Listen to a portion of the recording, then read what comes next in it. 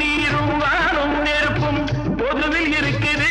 மனிதன் காலில் பட்ட பூமி மட்டும் பிரித்து கிடக்குது. பிரித்து வைத்து பார்ப்பதெல்லாம் மனிதர் இதயமே, பிரித்து வைத்து பார்ப்பதெல்லாம் மனிதர் இதயமே. உலகில் பிரிவு மாறி ஒருமை வந்தால் அமைதி நிலவுமே, அமைதி நிலவுமே. நீங்க நல்லா